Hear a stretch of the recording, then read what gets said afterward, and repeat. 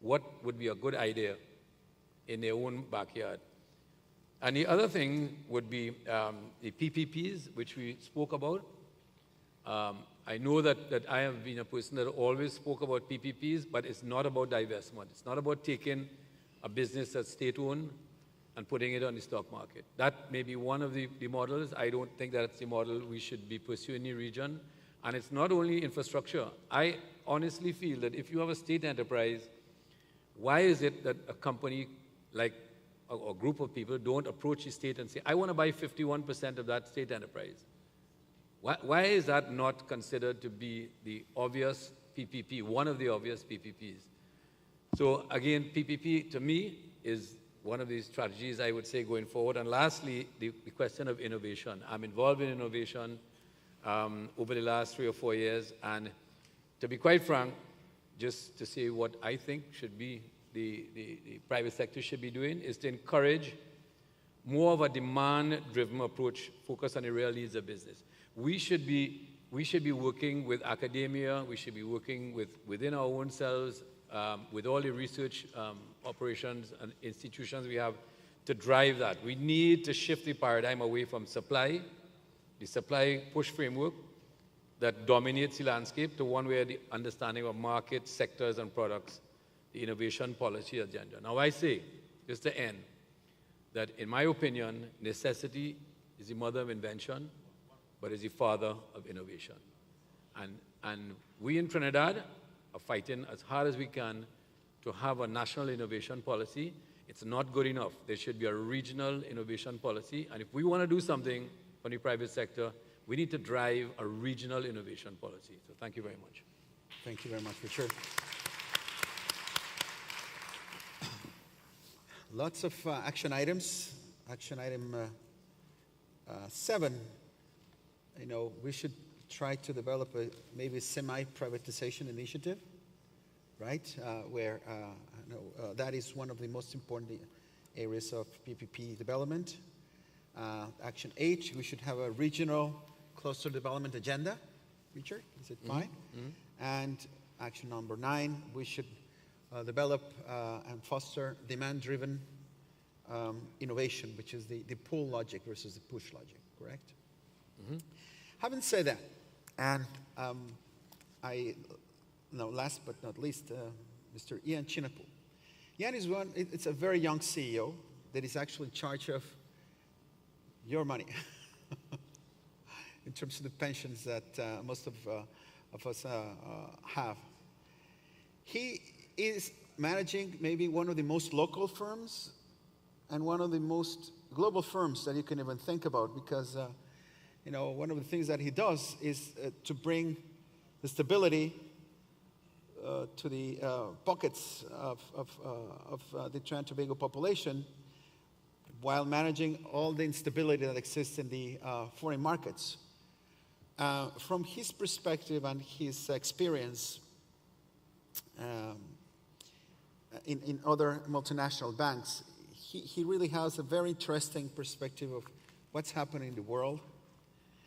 So, from your perspective, Ian, what is the value proposition that we can offer to the world in the Caribbean? How can that value proposition could be monetized and transformed into social progress? That's a very easy question, sir. Very easy question, Miguel. Let me start by saying that we have to be awake. The Caribbean is not developing on its own. The Caribbean is developing in the context of the global economy. And the global economy cares very little for the Caribbean. So once we are awake, we can now strategize with that in mind. So, and let me speak in the context of Unitrust.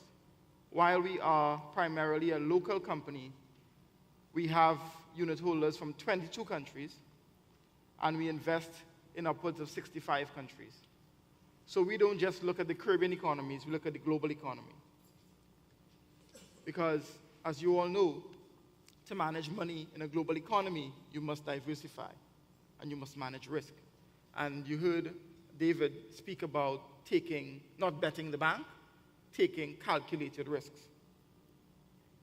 One thing we must recognize in the Caribbean, especially when in the context of the global economy, we are rounding error, is that we must focus on what we consider to be our competitive advantages.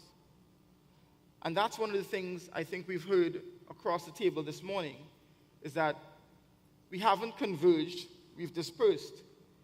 And while we have many similarities in our islands and our countries, we have not identified our common competitive advantages, what makes us strong, so that we can share it with each other and stay relevant.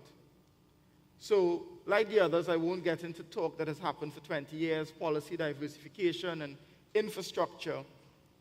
But what would make small island states with fairly well-educated societies? So Hillary spoke about creative innovation. We have some of the most talented and creative people on the planet in the Caribbean. Why haven't we been able to innovate in that way? To the extent that we can leverage each other's strengths and not, as Richard put forward, we need regional integration and not domestic development alone. So what is convergence to business? It's the alignment of critical enablers to facilitate investment and the movement of capital, the movement of people, of services, to generate development of the society and the economy. And no one is going to do it for us. All right? So when we look at how an economy evolves and we try to develop 20 or 30 different economies, all in different directions, all we're doing is making ourselves weaker, because we end up competing against each other and not leveraging the strengths that we have to compete against the rest of the world who care nothing for our success. So when the business community is faced with challenges such as getting the right people in the right places at the right time, but we're also competing against scenarios where in our political infrastructure, in our social infrastructure, we have a movement away from productive endeavors, and we have make-work cultures and handout cultures. We are actually crippling our young people from making that effort to become entrepreneurs, and I applaud those who have gone and done that. But we have to become focused on what makes us strong, and that is identifying the competitive advantages we have when compared to the rest of the world and building on those strengths and not seeking to weaken each other by trying to evolve independently and compete against each other alone. You compete against each other for practice, as Richard pointed out. This is our backyard, and you can do a lot of things here to innovate. But when you're ready, we must be ready to move forward and take those ideas out and make them profitable for the Caribbean region as a team, as a group, and not as individual island states. Well, thank you. So what you're saying, Ian, is that the new way of competition is to collaborate. That's right. Collaboration. Now, from your perspective,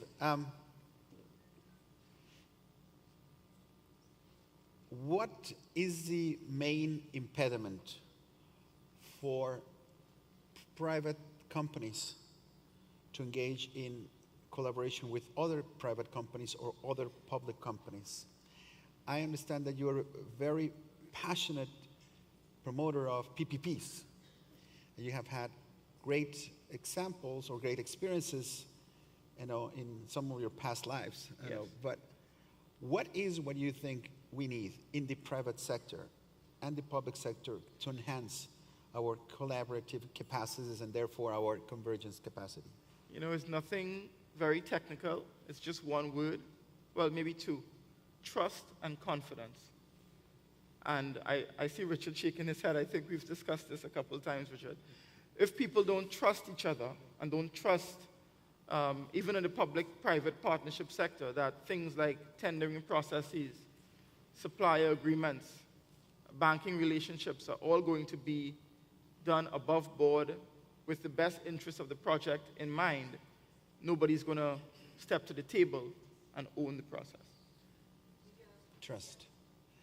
We have now that each one of the panelists have actually go through ideas. We would like to open the floor for some questions. Please, there will be ushers.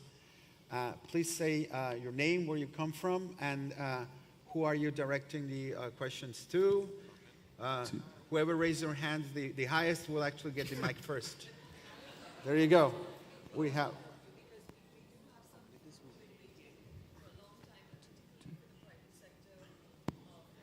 I cannot hear. So would you recognize business person from Suriname? They will identify themselves, and I'll let you from the floor here. Number 16. Yes, please, table number 16? Suriname. From Suriname?